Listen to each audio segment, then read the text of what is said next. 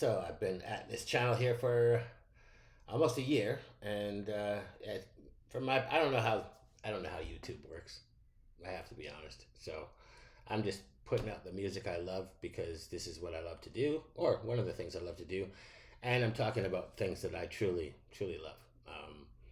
But I'm fascinated by the fact that all this time I have not played the song 2112, which I mean I don't know if there's a more important song to me. I don't know if there's a more important song to rock than 2112, if I'm to be totally honest. Yeah, it's just that number is a part of my life. I think about it a lot. Whenever if you're interested in numbers, if you think about a number, you'll wind up seeing it. It's like thinking about a red VW van and then winding up never thinking you never see a red VW van and then seeing them everywhere. That's kind of like 2112 for me. Pin numbers over the years and various passcodes have included some version of that. Um, so here I am. I'm about to play this incredible song by one of my favorite, if not my favorite, in my opinion, the most important band in rock, Rush. From the album 2112. There's lots of live versions, but the 2112 version is the version. And what I discovered on lyrics A to Z is that they've also put the story in. So they had the lyrics, but they also have the story in between in the sections. So I think what I'll do here is instead of talking too much about the song or I want to play the whole thing in its entirety. So I think what I'll do is I'll just read these sections and then play the next step in the song. As Rush fans, we know it and we love it. It's difficult to say too much more about what is clearly an incredible song. But for me, it has always been just this song about creativity and the idea that if we let people stop creativity, if we think that creativity is bad for some type of moral reason or so on, if we apply morality to creativity and we attempt to stamp it out from that standpoint, we're hurting ourselves, and also we're limiting our abilities. We're limiting humanity, and to me, this is what this song, is about, and it's about finding something that sparks creativity and having that creativity squashed. So yeah, 2112. This is Rush at their very finest.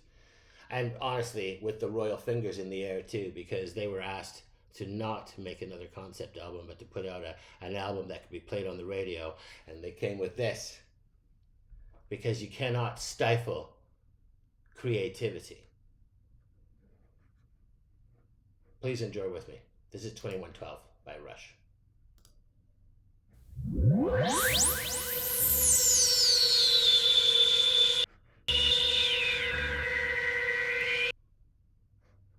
And I just did what I said I wasn't going to do. So I'm going to read this first part and then I'll play it. I'm not going to restart it. So, I lie awake, staring out at the bleakness of Megadon. City and sky become one, merging into a single plane, a vast sea of unbroken gray. The twin moons, just two pale orbs as they trace their way across the steely sky. I used to think I had a pretty good life here, just plugging into my machine for the day, then watching Temple Vision or reading a Temple paper in the evening. I mean, that truly does sound a lot like the life a lot of people are living right now, doesn't it?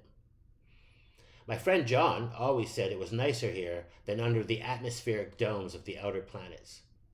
We have had peace since 2062, when the surviving planets were banded together under the red star of the Solar Federation. The less fortunate gave us a few new moons. That's a very casual statement to say that we blew up a bunch of planets and those planets became moons. I believe what I was told. I thought it was a good life. I thought I was happy. Then I found something that changed it all.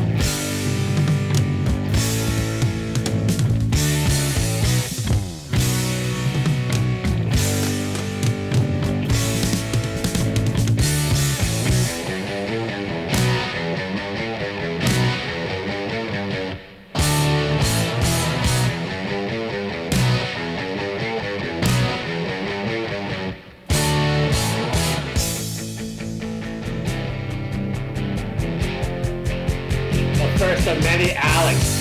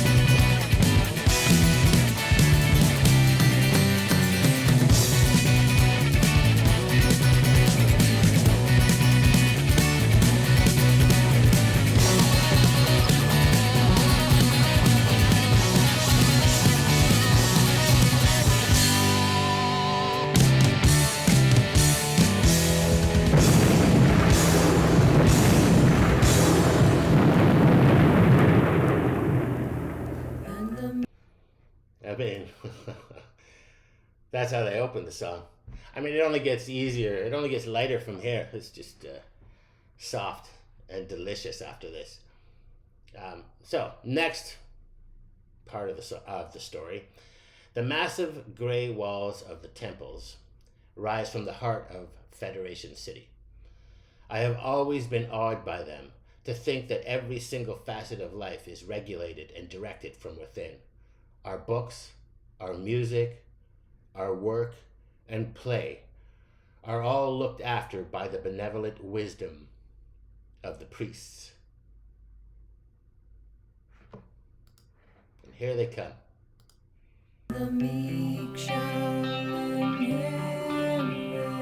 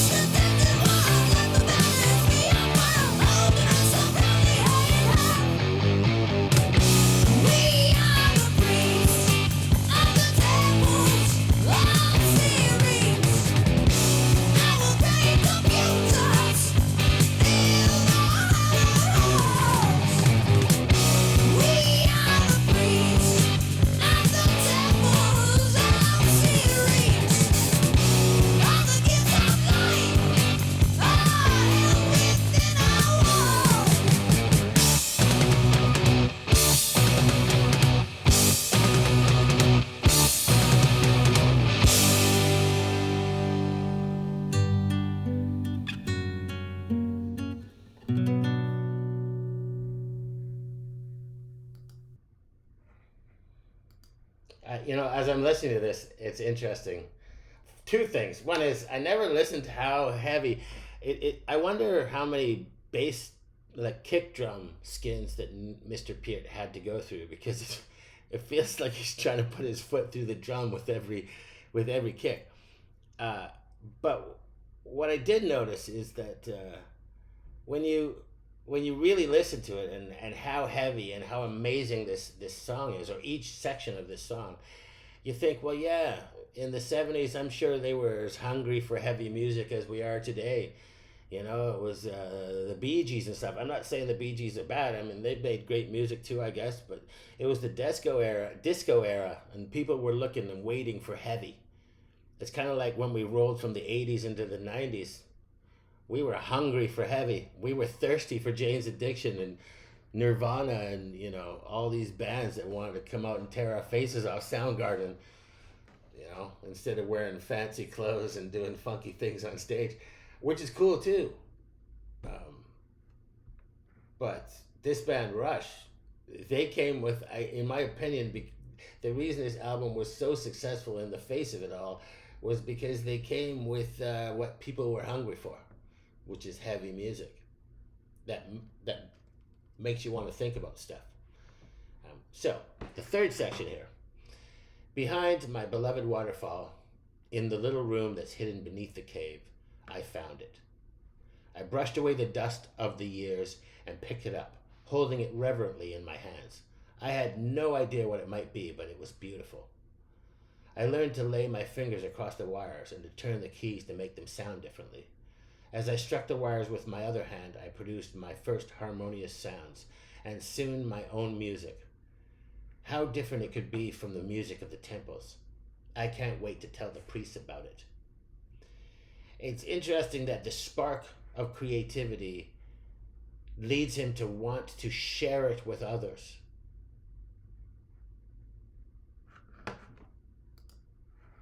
So, section 3. Please enjoy.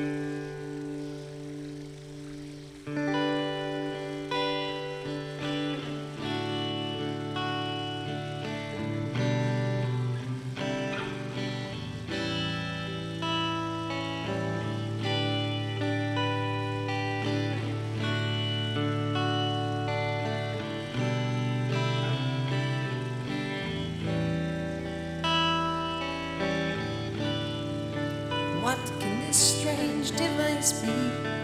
When I touch it, it gives forth a sound. It's got wires that vibrate and give music. What can this thing be that I've found?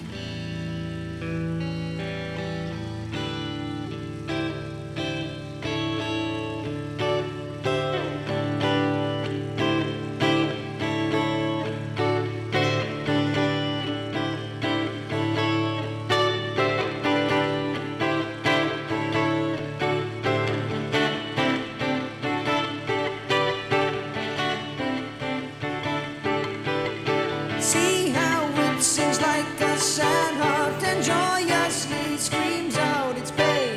Sounds that build high like a mountain on notes that fall gently like rain.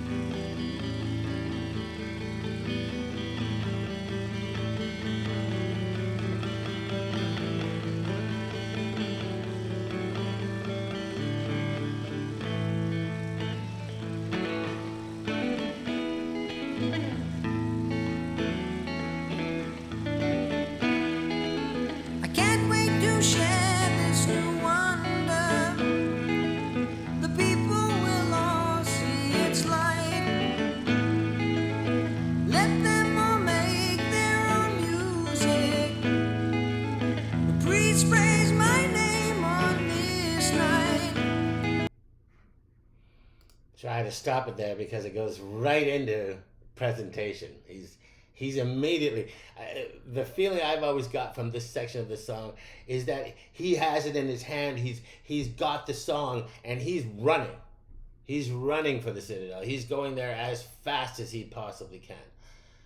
And so he gets there, they let him in, and they let him play for him.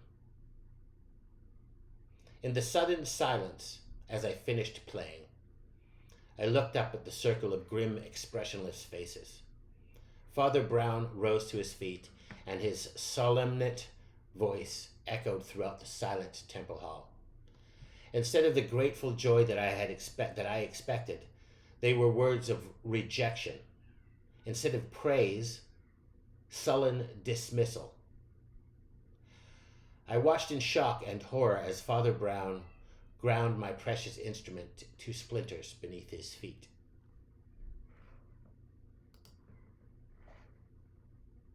You know, it's just a story, but don't you feel angry?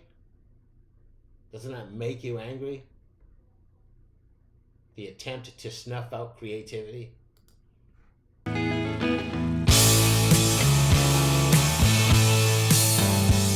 Rush's answer.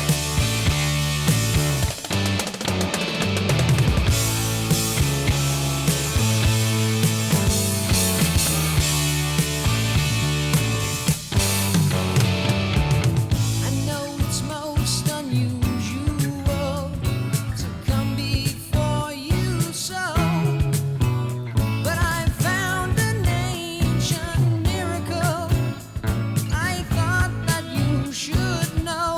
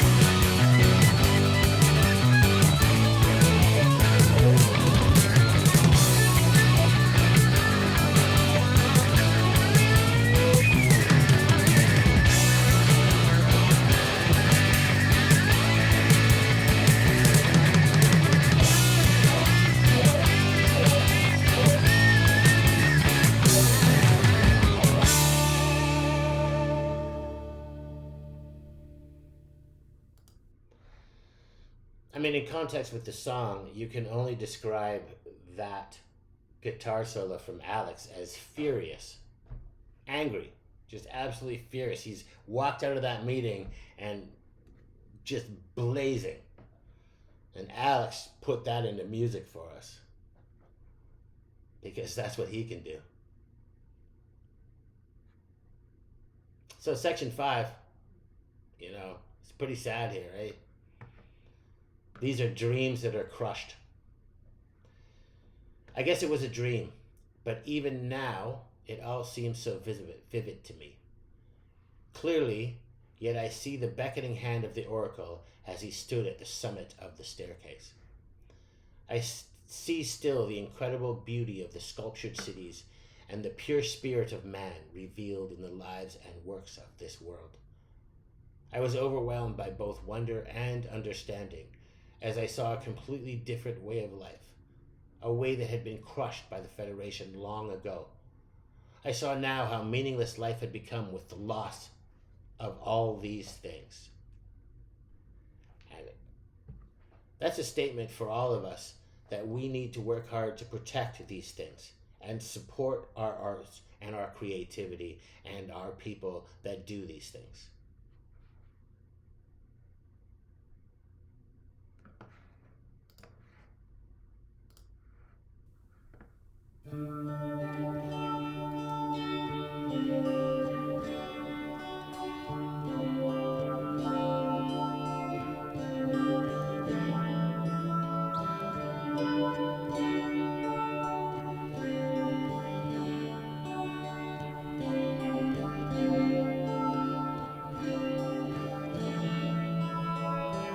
I wandered home through silent streets and fell into a fitful sleep.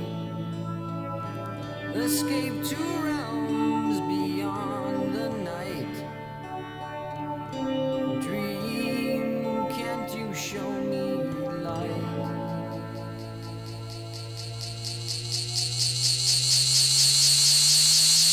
I stand atop a spiral stair. An oracle confronts me there. He leads me on light years away through astral nights, galactic days. I see the works of gifted hands that grace the strange and wondrous land. I see the hands of men arise with hungry mind and open eyes.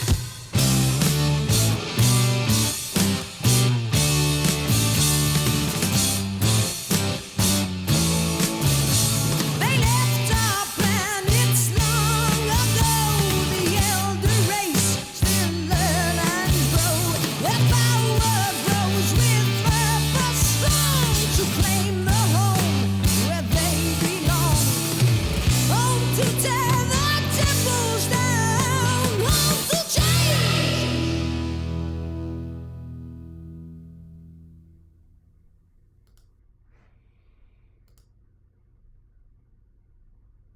And I find that the optimism in the oracle, he meets the oracle in his dream and he sees such wonders, and he knows that the elder race is coming home to claim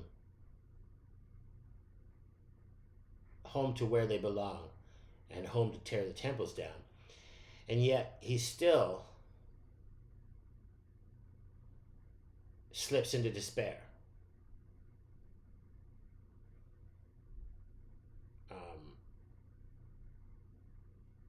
Which is sad, because, if you know the song, the Federation shows up right afterwards.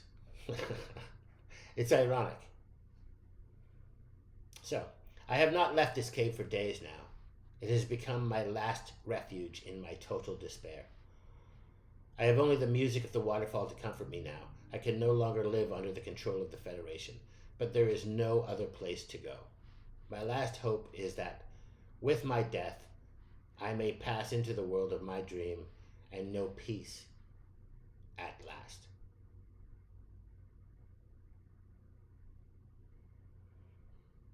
So that's the last section. We'll go to the end of the song here. The sad demise of our intrepid hero and the return of the Solar Federation.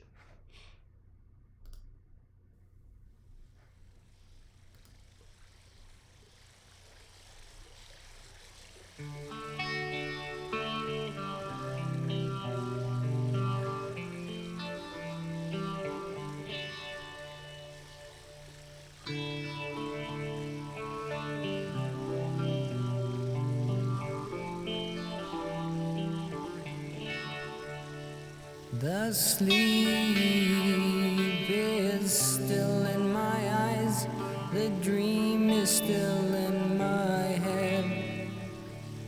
I heave a sigh and sadly smile and lie a while in bed. I wish that it might come to pass, not fade like all my dreams. Just think of what my life might be in a world like I have seen. I don't think I could carry on this cold and empty life.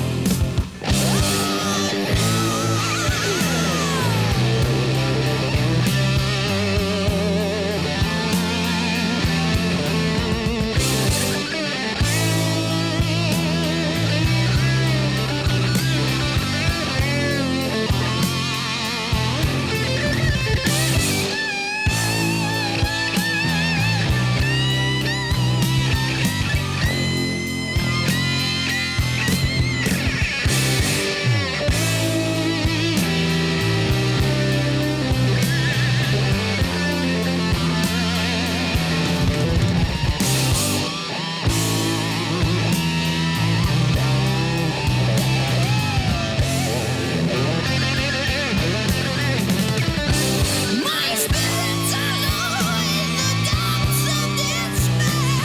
My lifeblood spills over.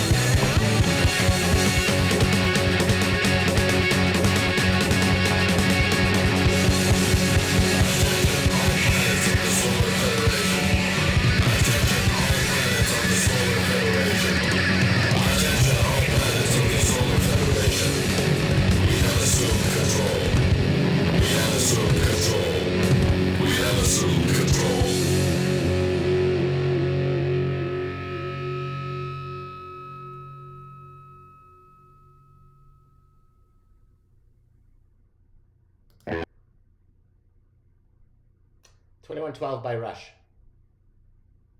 Music I absolutely love, and I continue to believe is so important.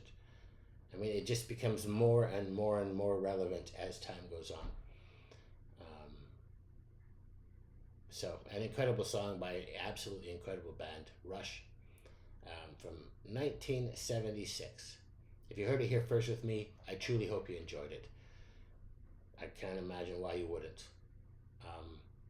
And if you love Rush like I love Rush, if you know this to be the rock song that everybody should listen to all the time, we're all taking trips around the sun together, eh?